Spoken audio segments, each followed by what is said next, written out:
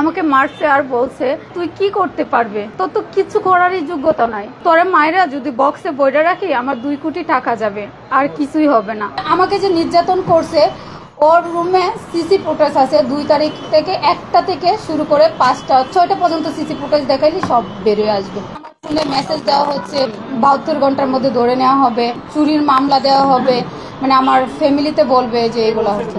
আগে CC footage দেখে যে নির্ধারণ করবে যে আমাকে কিভাবে নির্যাতন করা হয়েছে, এটা দেখে যে সুষ্ঠু একটা তদন্ত করে প্রশাসনরা যে সুষ্ঠুভাবে যে বিচারটা দেয় আমি সেটাই বলবো।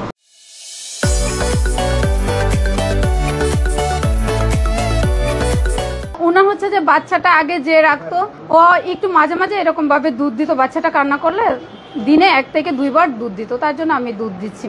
তারপর হঠাৎ করে ওই ওর মেকআপ রুম থেকে মানে ওইখান থেকে বইকে বইকে আসতেছে আর বলতেছে তুই কার কথাই দুধ দেস, তুই কার অনুমতিতে দুধ দিতেছিস। আমি বলছি যে আপু আমি তো আগে যে মেয়েটা তা রাখতো ও তো দুধ দিত, একটু কান্না করলে এটার জন্য আর 2 ঘন্টা তো হয় নাই, এটার জন্য আমি একটু দুধ দিচ্ছি।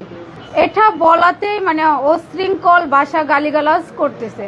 করার পরে আমি কোনো চুপ থাকি না, যে এভাবে তাকাই রয়েছে ওনার দিকে, কয় তাকাই তো কেন বলে আমাকে থাপড়াইতেছে। কিন্তু সৌরভ নামে যে উনি দাঁড়ায় ছিল উনি কোনো কথাই বলতেছে না, অথচ পরীকে ধরতেছেও না যে এটা কেন মারতেছেন।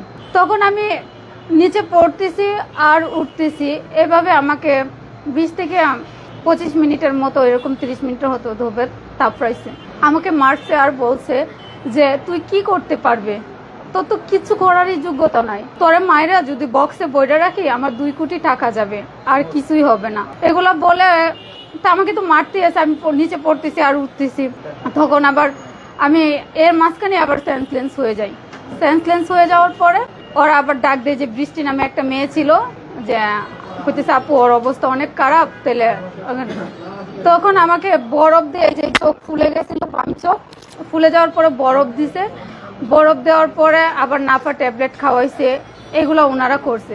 তখন আমি একটু যখন কথা বলতে পারিছে তখন আমি ওনাদেরকে বলছি যে আপু আমি আপনার পায়ে পড়ি, আমাকে এক হইলে হসপিটালে নিয়ে যান, না হয়তো আমাকে ছেড়ে দেন। কিন্তু আমার ভাগ্যটা এতটাই ভালো ছিল যে উনি ফোন নিয়ে নেয়, যে গৃহকর্মীকে নির্যাতন করার পরেই ফোন নিয়ে নেয়, কিন্তু আমার ফোনটা সাইলেন্ট করা ছিল, আবার ওয়ার্ডরোবের ভিতরে ছিল, উনি আর নিতে পারে না এই ফোনটা। ফোনের কাছে গিয়ে আমি এজেন্সিকে ফোন দিছি, আমাকে 1 ঘন্টার মধ্যে এসে নিয়ে যান, না হয়তো বলেন যে বের করে দিতে। এজেন্সির সাথে আমি অনেক কান্নাকাটি করে বলছি যে আমাকে একটু হসপিটালে নিয়ে যেতে বলেন, না হয়তো আমাকে বের করে দিতে বলেন, না হয়তো আপনি এসে আমাকে নিয়ে যান। 349-এ ফোন দেওয়ার পরে ওনারাও বলছে যে আসতেছি নাম্বার দিতেছে। ওনারা নাম্বার দিতে দিতে লেট হলে আমি আবার ফোন দিই, এরকম অনেক বিরক্ত করি ওনাদেরকে। তারপরে এসআই যে আরিফুল ইসলাম বাটারা থানার, ওনার নাম্বার দেয়, ওনাকে ফোন দেয়। উনি আবার আমাকে বলে কি যে তোমাকে যে মারছে কোনো দাগ আছে, তো দাগ থাকলে ছবি পাঠা। আমি বলছি যে জি ভাইয়া আছে, আমার এই বাম চোখ ফুলে গেছে। আমি চোখের ছবি দিলাম, দেওয়ার পরে উনি আবার দেখলো, দেখে আমি আবার ওনাকে বলছি যে ভাইয়া যদি আমাকে উদ্ধার করতে পারেন, ওইখান থেকে নিতে পারেন, তাইলে আপনারা আসেন, আর যদি মনে করেন যে নিতে পারবেন না তাহলে আসার কোনো দরকার নেই, না হয়তো আমাকে আরো নির্যাতন করবে। বলছে যে ঠিক আছে, তুমি ভয় পায় না, আমরা তোমার বাসার পাশে আছি, আর আমরা তোমাকে নিয়ে যাব, আধা ঘন্টার মধ্যেই নিয়ে যাব। তখন ওনারা আধা ঘন্টার মধ্যে যখন হয় নাই, একটু লেট হয়ে গেছে, তখন আমি আবার ওনাকে ফোন দিছি, বলছে যে আমি আসতেছি তোমার বাসার পাশে। উনি আবার আইসা ওনার ম্যানেজারকে ফোন দেয় যে আপনাদের বাসায় এরকম নামের মেয়েটা ফোন দিছে, তো এরকম হয়েছে। এর আগে আমি ওর ম্যানেজারকেও বলি, ওর ম্যানেজারও ওর বুবুর ক্ষমতা দেখাইছে, কয় জানিস আমার বুবুর কত ক্ষমতা, তুই আমার বুবুরে কিছু করতে পারবে, তুই কেন এমন করতেছিস। বুবু ঘুম থেকে উঠবে, তারপর আমরা ফোন দিব, তারপরে একটা ডিসিশন দিব, তারপরে তুই যেটাই। বলার পরে তো আমি 999-এ ফোন দিলে পরে ওই আরিফুল ইসলাম আবার ওনার ম্যানেজারকে ফোন দিছে। ফোন দেওয়ার পরে যখন শুনতে পারছে, তখন আর পরীর ঘুমও নাই, কোনো কিছুই নাই। তখন ও আবার ক্যামেরায় অশৃঙ্খল ভাষাতে বকাবকি বলতেছে যে ওকে বের কর তাড়াতাড়ি, পুলিশ আসতেছে, বের কর। তখন ওই যে বৃষ্টি নামে মেয়েটা আমাকে বুরকা পরার টাইমটাও দেয় নাই, যে আমি বুরকা পরে এখান থেকে বেরোবো। আমি যে অবস্থায় ছিলাম ওই অবস্থা থেকে আমি ওইখান থেকে বের হই। বের হওয়ার পরে আমি গেটে আর দেখতেছি যাইতে পারতেছি না, এরকম রিক্সায় নিয়ে গেটে দাঁড়ায় থাকার পরে ওই যে পুলিশ আসে আমার অবস্থা দেখার পরে আমি আবার ওইখান থেকে, পুলিশ আমাকে জিজ্ঞেস করছে তুমি কি যাইতে পারবা, না আমরা তোমাকে কোনো হেল্প করব। আমি বলছি যে না, আমি এখান থেকে হসপিটালে যাব। তখন রিক্সা অর্ধেক পথ নিয়ে যাইতেই মানে আমার অবস্থা আবার খারাপ হয়ে যায়। তখন ওই রিক্সা আবার আমাকে সিএনজিতে তুলে দেয়। তুলে দেওয়ার পরে উনি আমাকে কর্মীটোলা হসপিটালে নিয়ে যায়। কর্মীটোলা হসপিটালে গিয়েও আমি অনেকক্ষণ বসার পরে ওনারা করে তারপরে আমাকে 2টা ইঞ্জেকশন দেয়। ইঞ্জেকশন দেওয়ার পরে আমি একটু সুস্থ হই।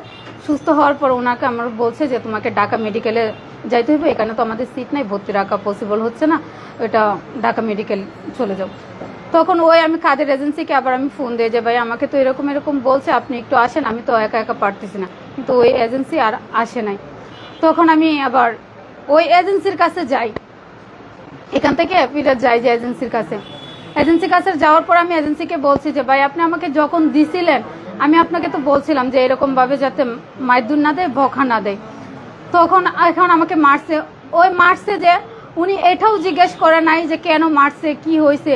উনি এর পরবর্তীতে আমাকে যেদিন মারছে এর পরের দিন আবার একটা ওই জায়গায় মেয়ে দিয়ে আসছে, কারণ ওইখানে উনি কথা বলে নাই, ওকে টাকা দেয় পরিবেশি করে, ওইটার জন্য ওইটা নিয়ে কথা বলে নাই। অভিযোগ লেখি 3 তারিখ, মেবি 2 তারিখ কি 3 তারিখে হবে, 3 তারিখই হবে বিকালের দিকে। তারপরে এই অভিযোগ ভিত্তিতে আবার আমি থানায় জিটি করি। জিটি করার পরে ওনারা খালি শুধু আমাকে বলছে যে হ্যাঁ 2-3 দিন মানে অপেক্ষা করাইছে যে ওনারা একটা ডিসিশনে নিবে কি, ওনারা আমাকে একটা বিচার দিবে, মানে এরকম কোনো কিছু বলছে। কিন্তু ওইখান থেকে আমি কোনো বিচার পাই না। খালি ওনাদেরকে ফোন দিলে আমাকে বলে যে বিষয়টা কোর্টে যাচ্ছে। কিন্তু 10 দিন কি 7 দিন কোর্টেই যাচ্ছে বিষয়টা, কিন্তু কোর্ট থেকে আর আমাকে কোনো ফোন দেয় নাই। তখন আমি নিরুপায় হয়ে আমি মামলায় যাই।